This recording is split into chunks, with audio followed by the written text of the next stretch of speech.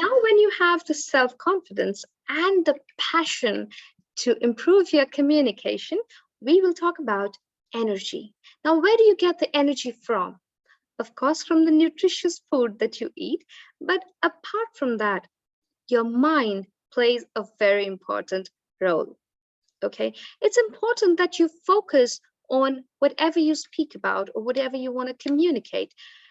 The reason being, if your mind is preoccupied with something, which really happens with the priorities and the responsibilities on head,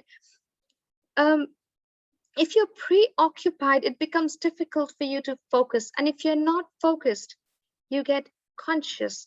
If you're conscious, you cannot speak with confidence.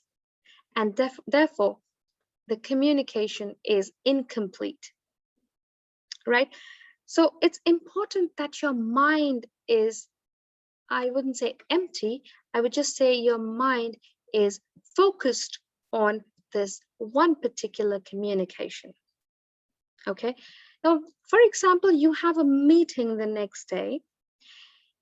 If you think about how would the meeting go, what would the boss say? What would your colleagues say? Have you been working hard? Have you worked hard? Will you be able to express it? And all of that, if your mind is occupied with so many thoughts, how will you communicate? Stop thinking about what is going to happen after you communicate. First, communicate. Follow or focus on the process, not on the result, not on the outcome. The outcome will happen depending on what you do during the process, right? So it's very important you focus on the process of communicating, the learning phase, not the implementing phase, yeah? So that's about the mind that I'm talking about, and equally important is the health. Of course, if you have a headache, you really wouldn't want to sit in a meeting, would you?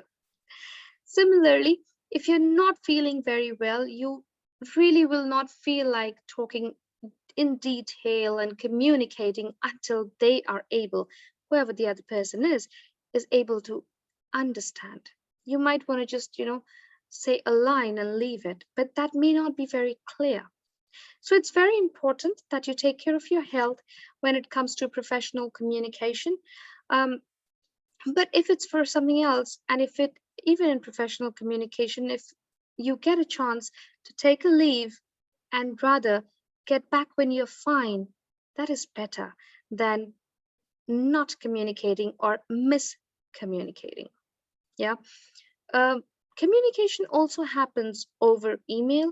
So if you're not well and if you think you cannot express your thoughts verbally because you're not well, you might want to just tell them that you're not well, and you will share the presentation on email or do it at a later date. Okay, so health is important. Passion, like we just discussed a little while earlier, if you know what your passion is, and if you're confirmed that yes, that's it that you want to move your career with, you will definitely get the energy, right? Again, getting back to the first point, if your why is clear, the rest of it will follow.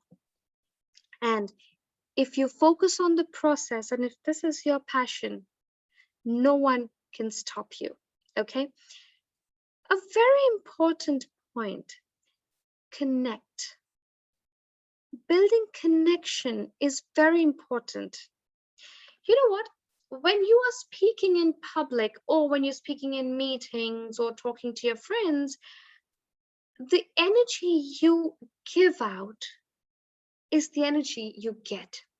If it's a positive energy, you get positive energy. That's reciprocated, right? Don't wait for the other person to give you that energy. You give it out first. You give out that positive aura. You give out the positive energy. Okay? And that will happen when you know what you're talking about. If you have the knowledge about what you're talking, and you can give out positive energy, you will be able to connect better. Okay. In fact, if you know what you're going to talk about, if you know how to speak, if you know to communicate well because that's your passion, and if you know why you were talking about whatever you were talking, your energy will be in place, you will be focused. Okay.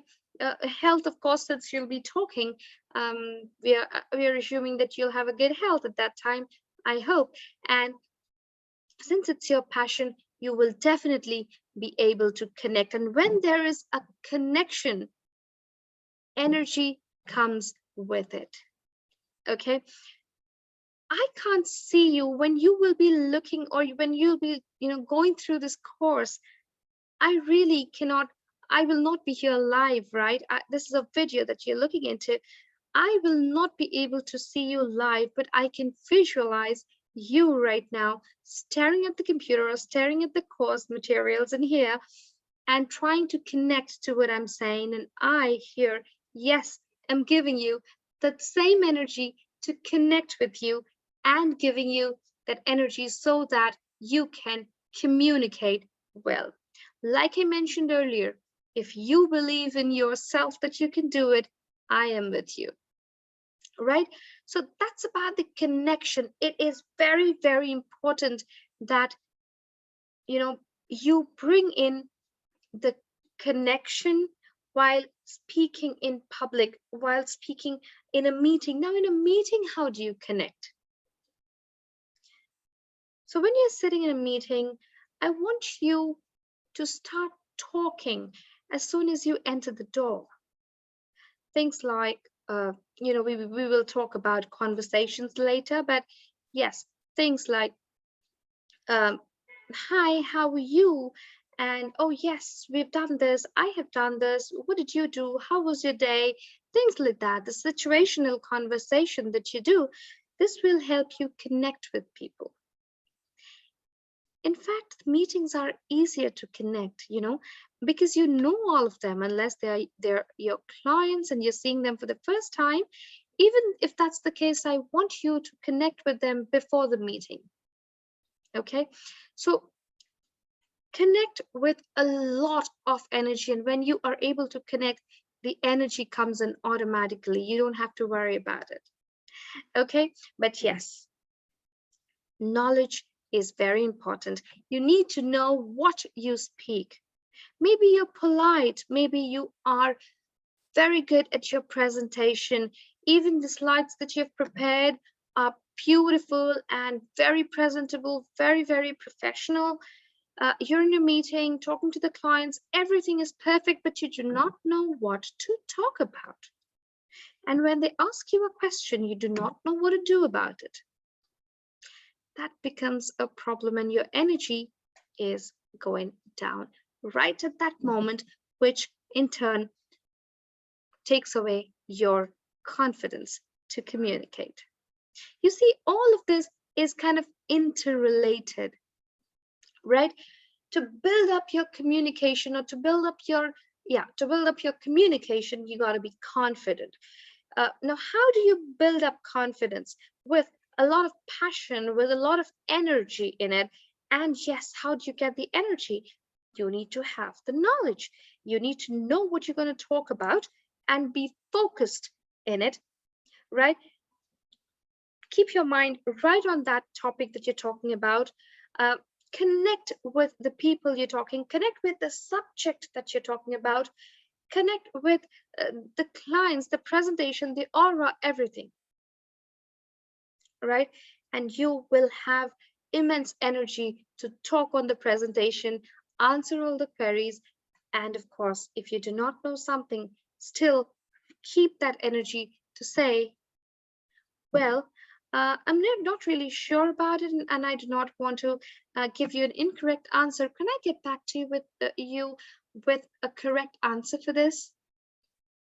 That will show your confidence. And when you look into the eyes of the listener, of your client, maybe, when you look into the eyes and talk, people will start to believe in you, because that is when you will also be able to believe in yourself, Like I said, if you believe in yourself, the world will believe in you, right?